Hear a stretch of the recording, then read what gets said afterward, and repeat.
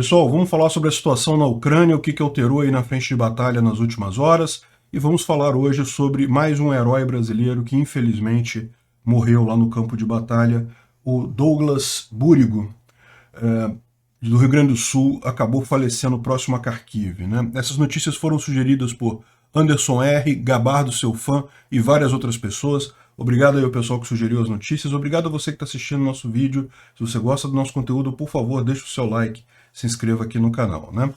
Pois bem, o Douglas Búrigo, de 40 anos, deixou uma filha, ele foi lutar pelo que é certo, pelo lado correto da coisa, é um herói, não se furtou a responsabilidade num momento em que você tem um ditador maluco que acha que tem o direito de simplesmente invadir um país, de tomar propriedade privada de outras pessoas, de roubar terras, de matar crianças, matar mulheres, matar a população da Ucrânia. É um erro enorme essas pessoas que dizem que, não, essa guerra é uma guerra longínqua, é uma guerra que não tem nada a ver com o Brasil, a gente não tem que se meter nisso. Não, isso é um erro. Essa guerra já é uma guerra do mundo todo, porque é uma guerra a favor da liberdade e contra a opressão, a tirania, governos autoritários, um Putin maluco que quer só mais território com desejos imperialistas absurdos a essa altura. Realmente o Douglas Búrigo está de parabéns pelo esforço dele, todos nós brasileiros agradecemos ao que ele fez de ir lá lutar. Lógico, ninguém esperava o resultado morte, isso é uma tragédia. Meus sentimentos à família, aos amigos do Douglas, mas saibam que ele não morreu em vão. Ele é mais um herói brasileiro nessa guerra, um herói do mundo todo. Mas, é lógico, a guerra continua, né? O Douglas ele morreu aqui próximo a Kharkiv, em um bombardeio à noite, de anteontem para ontem. É o que eu falo para vocês, essa região aqui, embora ela esteja aparecendo estática aqui no mapa, é uma região que está tendo muita batalha ainda, muito avanço e retrocesso, muita ação nessa região aqui de Kharkiv, né? O outro lugar em que você teve bastante ação nas últimas horas foi justamente aqui em Luhansk, né? Luhansk finalmente, até de acordo com o comunicado oficial do exército ucraniano, já está na maior parte em controle russo. Lysychansk, os ucranianos, a gente já falou ontem, né, que eles já estavam abandonando, e de fato conseguiram abandonar Lysychansk de forma ordenada. Isso é o ponto central dessa história.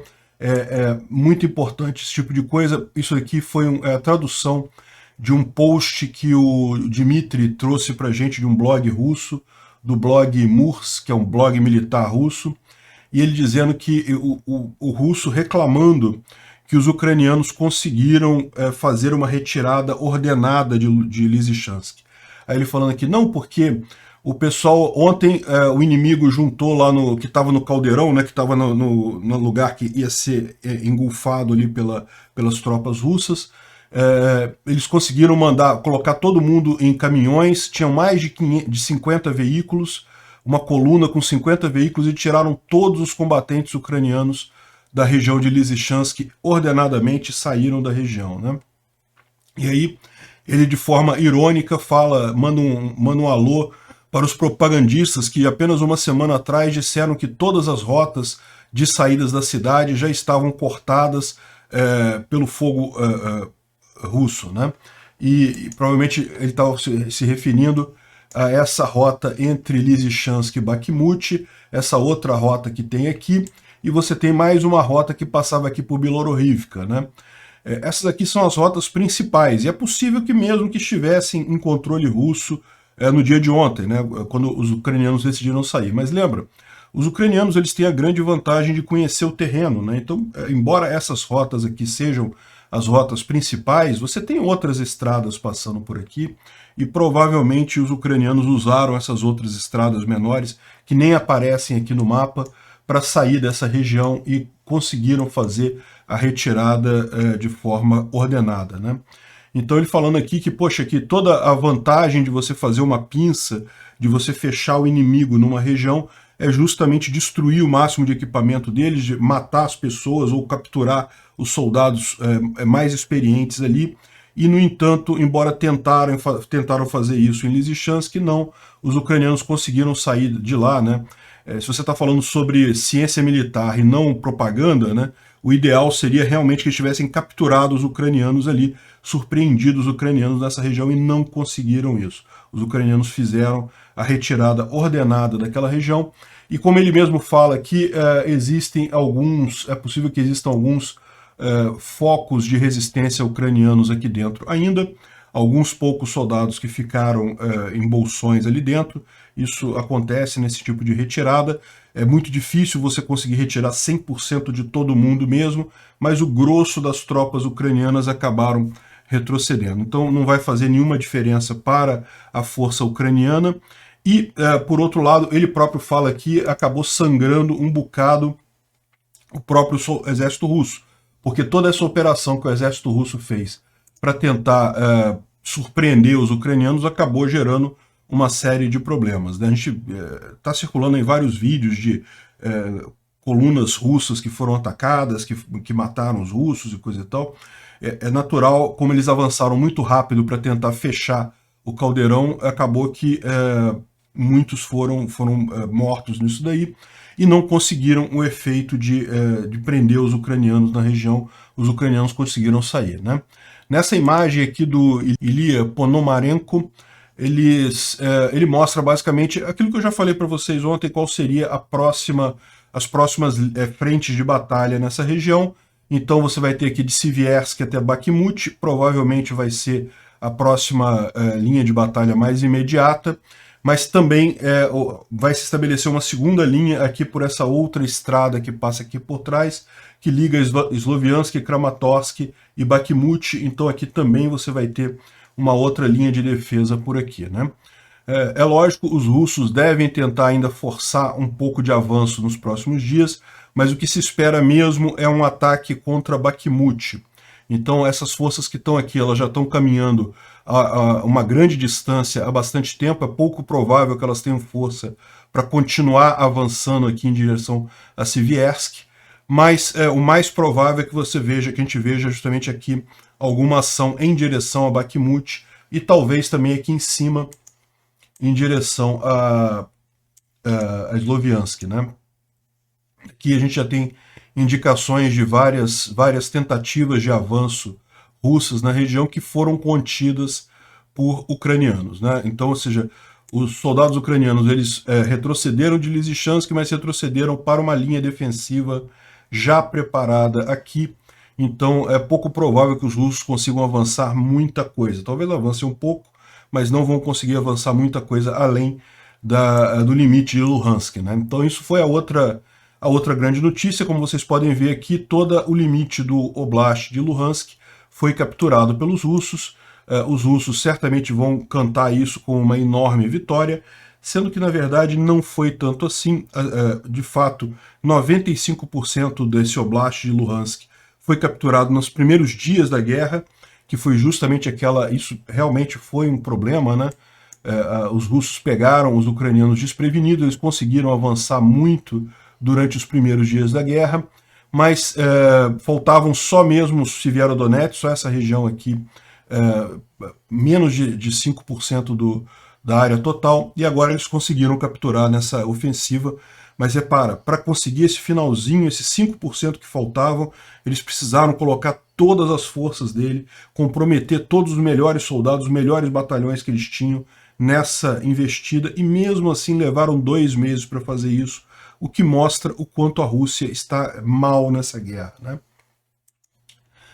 Bom, a expectativa então é que as coisas avancem para essa nova batalha. Como eu falei, esperem em seguida uma batalha por Bakhmut, e os ucranianos, por outro lado, continuam na estratégia de enfraquecer a logística russa, visando centros de distribuição, centros de munição russos, né? Então, aqui na cidade de Snizhne, em Donetsk, aqui onde estão essas 2 bombazinhas aqui, esses 2 cogumelos, houve ataques ucranianos a centros de munição e a uma refinaria. E daí aqui dá para ver que são 2 lugares diferentes, né? Esse daqui foi a explosão do depósito de munição, dá para ver as explosões secundárias, um monte de munição voando. Tem um outro vídeo aqui também, muito impressionante os vídeos com a explosão do depósito.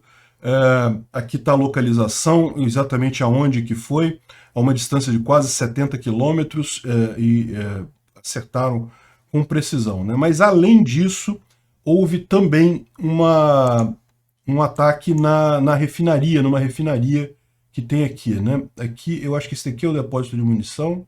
Não, esse aqui é a planta Kinmash, que é uma planta química com combustível, né? E aqui é o depósito de munição que foi explodido. Então também, além dessas imagens que a gente tem aqui, teve também uma planta química, um depósito de óleo que foi atingido na região, né?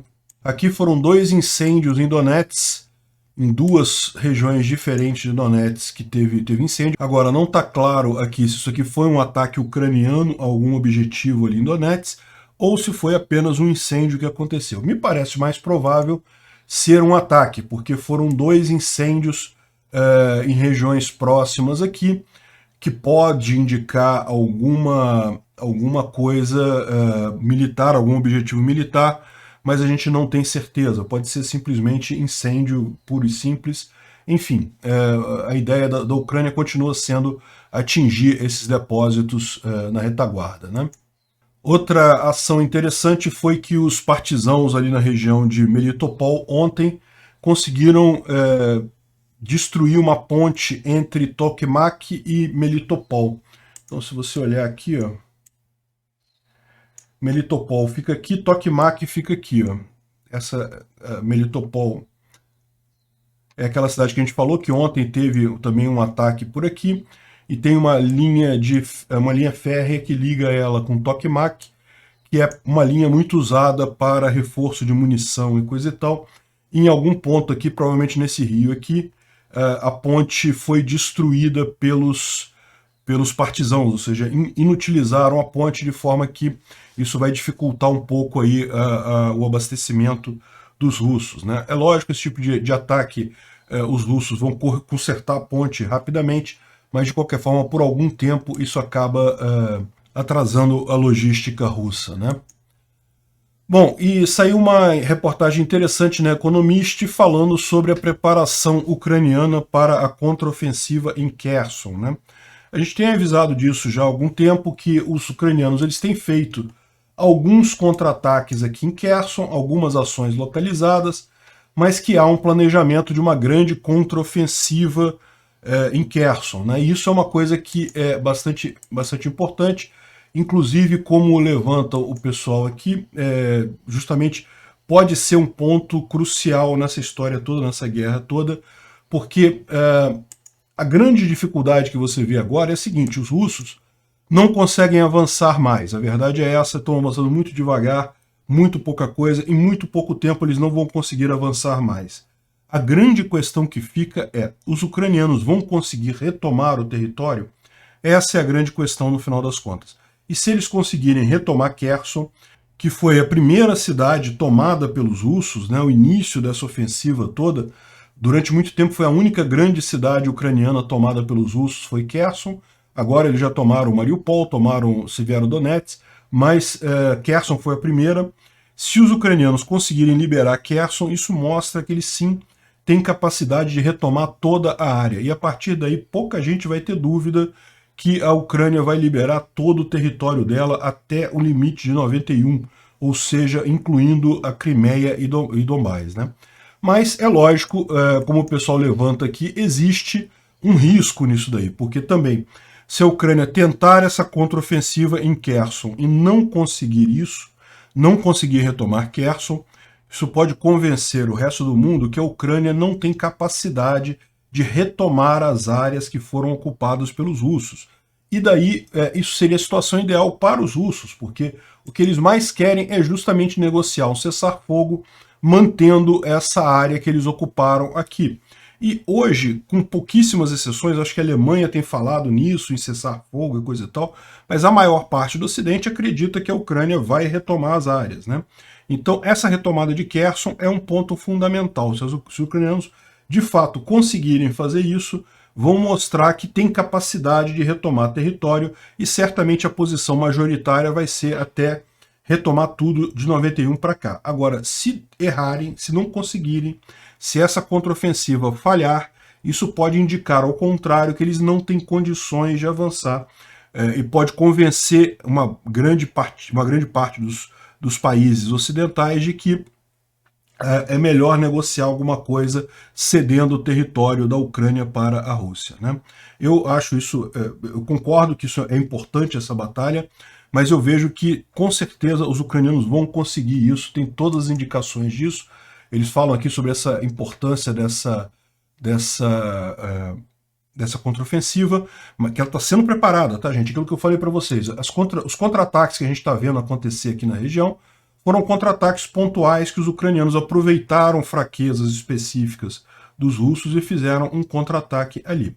Esses contra-ataques têm avançado, tá? Tem gente dizendo que eles já estão aqui no subúrbio de Kherson e coisa e tal. E a ideia agora é fazer justamente uma contraofensiva grande para expulsar o pessoal de lá de vez, né? E vamos torcer para isso dar certo. Uma coisa curiosa, por exemplo, o pessoal está mostrando aqui que os soldados russos em Kherson já estão fazendo carregamentos de lava-louça e eletrodoméstico e coisa e tal para tirar da cidade. Todo mundo sabe que essa guerra virou uma grande operação de roubo, né? Parece que não tem lava-louças e lava-roupa suficiente na Rússia, então os soldados adoram roubar isso dos ucranianos e levar para lá, né? E parece que eles já estão se preparando para sair da cidade mesmo, juntando o resto das coisas que eles têm lá, né? Andou circulando alguns dias atrás aí uma ameaça principalmente os fãs do Putin, falando que não, que agora o Putin vai escalar essa guerra, agora que ele tomou o Oblast de Luhansk, agora vai ser para valer, vamos escalar, vai ter muito mais força, não sei o que lá. E o Ilya Ponomarenko explica pra gente aqui que, em última análise, isso é besteira, que na verdade a Rússia já está usando o limite do que ela tem em termos militares para pegar Luhansk, e eu acho muito pouco provável, como eu já falei para vocês, que chegue a tomar Donetsk, ou seja, para tomar todo o Donbás ela teria que vir até essa linha tracejada aqui, que é a divisa de Donetsk, e isso não vai conseguir, muito pouco provável, tem muitas cidades grandes aqui, muitas defesas bem estabelecidas dos ucranianos nessa região, né? Mas então ele está falando sobre essa questão de escalar. Putin não tem como escalar. Mesmo aquela questão dele ter colocado as fábricas para obedecer ordens do Kremlin e eventualmente forçar mais mobilização de pessoa, ele já está no limite do que ele consegue fazer. As fábricas estão sendo usadas justamente porque elas não estavam conseguindo produzir coisas. Então, com a administração do Kremlin, não se sabe se vai ter condição de produzir alguma coisa do mesmo jeito, porque o grande problema é falta de peças, né? Enfim, teve mais um incêndio bem curioso no centro de Moscou, isso daqui na parte nova de Moscou, lá onde tem uns escritórios bonitos e coisa e tal, parece que pegou fogo num prédio grande lá. Enfim, é aquele negócio, aqueles incêndios misteriosos de Moscou aí, né? Uma outra informação interessante, isso daqui realmente pode ser algo que faça a diferença. A Turquia deteve um cargueiro russo que estava transportando grãos roubados ucranianos, né? Então, a gente já falou aqui várias vezes sobre essa operação de roubo de grãos da Ucrânia pela Rússia, e muitos desses grãos estão saindo por navio, porque por navio é a única forma economicamente viável de se transportar esse tipo de coisa, essa quantidade toda de grãos, e todos esses grãos, por óbvio, têm que passar pela Turquia, né? Porque eles saem aqui do Mar Negro, tem que passar pelos estreitos aqui da Turquia. E como é que é o nome desse? Mármara. Esse estreito de Mármara aqui, né? Na verdade são dois estreitos, é o de Istambul e o de Mármara. Bom, e a Turquia tem o controle sobre esses estreitos e ela negou a passagem, ela deteve esse cargueiro justamente por ser carga roubada. Isso é um ótimo sinal, isso mostra que a Turquia está do lado certo dessa guerra. Parece que já passaram outros navios aqui, mas esse foi detido. Ótimo, excelente, que daqui para frente ela faça esse tipo de operação para evitar mais roubo russo de grãos ucranianos aqui, né?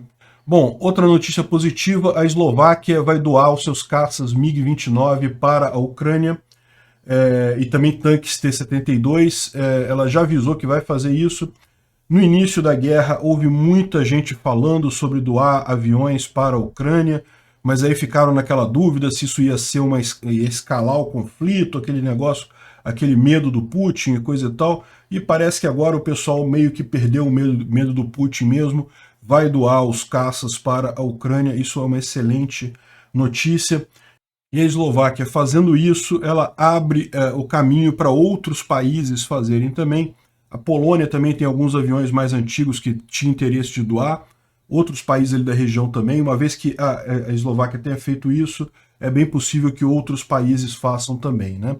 Parece que o espaço aéreo eslovaco vai ser protegido pela Polônia, ou pela Tchecoslováquia, ou pela República Tcheca temporariamente, até ela receber os Gripens, né? Enfim, interessante isso aí. O que é bom é isso, é justamente porque é um caça que os pilotos ucranianos têm experiência, sabem usar, então seria realmente uma vantagem muito grande, né? O Putin mandou prender uma estrela do hóquei que foi acusado de fugir do serviço militar, né? Esse tipo de coisa mostra mais um ato de propaganda, né? Como eu falei para vocês, a Rússia está com muita dificuldade de convencer os jovens a se alistar no exército, porque todos eles estão com medo de ser mandado para a guerra na Ucrânia, e de fato é o que tem acontecido, mesmo conscritos têm sido mandados para a guerra na Ucrânia, e a situação é mais ou menos a seguinte: o pessoal engana eles a assinar um contrato, ou promete que vai mandar, mas vai mandar para a retaguarda, que não vai para a linha da frente, coisa e tal. Aí o cara assina um contrato aceitando ir para a linha para a frente de batalha, chega lá, meu amigo, a infantaria pede chumbo, vai lá na frente e pronto, né?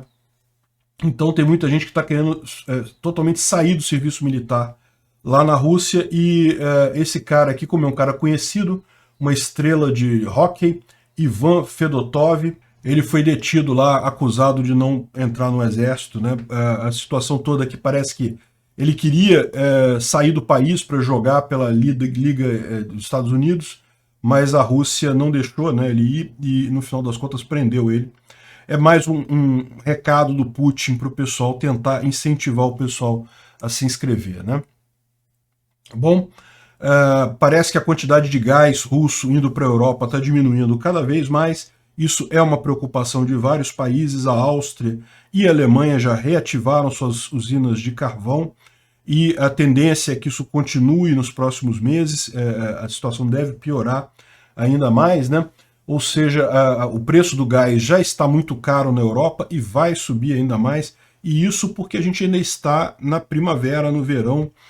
Quando a coisa chegar no inverno europeu, a coisa vai ficar bem pior, bem mais complicada por falta de aquecimento, né? Então a Alemanha ela já está fazendo todos esses preparativos para a falta de gás, porque ninguém tem dúvida que a Rússia em algum momento vai usar o gás como uma arma, né? O grande erro disso daí foi lá atrás, foi durante a época em que a Alemanha e o resto da Europa confiou na Rússia. É bom aprender que não dá para confiar em russo, né? Outro caso aqui que aconteceu foi uma plataforma de exploração de petróleo que era controlada por multinacionais em solo russo. A gente já explicou para vocês que a Rússia tem um problema, porque a maior parte do petróleo e do gás dela, que ainda falta para explorar, está numa região em que você tem muita geleira, muito problema com frio, congelamento no inverno.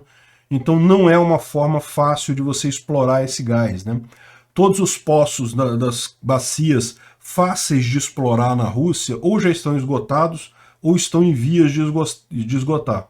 Onde a Rússia tem muito petróleo e gás é justamente no Ártico. E daí ela tem muita dificuldade de explorar esse tipo de coisa, e lógico, com as sanções a coisa ficou ainda mais complicada, né? E a ideia dessa plataforma é uma plataforma experimental justamente para aprender como explorar gás no Ártico. Não é uma coisa fácil, como eu falei, você tem um monte de desafios nisso daí.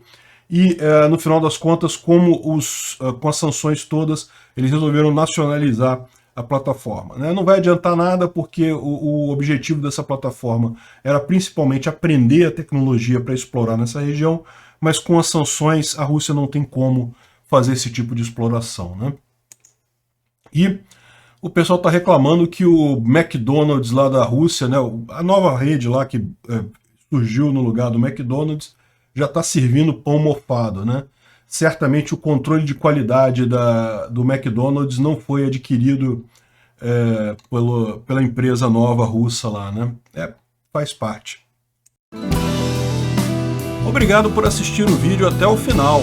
Além de curtir, compartilhar e se inscrever no canal, considere se tornar patrocinador com valores a partir de R$ 1,99. Clique no botão Seja Membro abaixo para saber as condições e vantagens de patrocinar o canal. Mais informações sobre o nosso projeto, visite nossos sites indicados na tela.